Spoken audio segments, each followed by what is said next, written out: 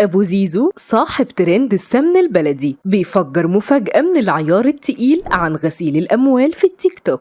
أبو زيزو والسمنة البلدي اتصدروا ترندات أشهر المطاعم على السوشيال ميديا، متربيين على السمنة البلدي وكل حاجة بياكلوها بالسمنة البلدي، حتى السلطة عندهم عليها سمنة بلدي، لحد ما وصلوا لأكبر مطاعم الشيخ زايد ومصر الجديدة. وبعد ملايين المشاهدات اللي عملوها اتعرض عليهم عرض بملايين من غسيل الأموال، وردهم كان مفاجأة. انتشرت في الفترة الأخيرة فيديوهات لصانع محتوى اسمه أبو زيزو، بيظهر هو وأولاده الاتنين زياد وإياد، والمحتوى بتاعهم بيتكلم عن الأكل اللي بيقدموه بالسمنة البلدي زي البيض والبطاطس وحتى السلطة بالسمنة البلدي. وبسبب عفوية زياد وإياد وأبوهم في تقديم المحتوى ومن غير تصنع بقوا حديث السوشيال ميديا، وحققت صفحتهم نسبة مشاهدات ما حصلتش قبل كده، ووصلت لأكتر من 5 مليون مشاهدة للفيديو الواحد. وأول ما المطاعم والبراندات الكبيرة شافت مشاهداتهم حبت تلحق الترند وبدأت فلوس الإعلانات من أكبر المطاعم والبراندات تغرقهم، وأبواب الرزق اتفتحت لهم. مطاعم وبراندات كبيرة في زايد وفي مصر الجديدة كلمتهم علشان يجربوا الأكل ويعملوا دعاية زي حجوجة وحضرموت عنتر وشرام بزون وغيرهم كتير. أبو زياد بدأ يتكلم عن إزاي دخل السوشيال ميديا وإيه سر البروباجندا والترند اللي حصل. والد زياد قال إن إحنا بدأنا بالصدفة لما كنت في يوم مسافر ورجعت البيت ولقيتهم عاملين رز بلبن وعليه سمنة بلدي، ولما بصيت لشكل الطبق قلت لازم أعمل عليه فيديو، ونزلت الفيديو على التيك توك واتفاجئت إنه جاب مشاهدات كتير والتعليقات كلها كانت إيجابية على السمنة البلدي، فقلت إحنا نخلينا في موضوع السمنة البلدي ده. وبعد كده ظهر معايا زياد ابني في فيديو والناس بقت متعلقة بيه، وبعدها طلبوا المتابعين منه في التعليقات عاوزين إياد أخو زياد معاه في الفيديوهات وإن هو اللي يقول المقدمة بتاعت كل فيديو. أبو زياد ما كانش ناوي يدخل في موضوع السوشيال ميديا لأنه ما كانش بيفهم فيه، ولكن صديقه هو اللي نصحه وقال له ينزل الفيديوهات على منصات تانية غير التيك توك.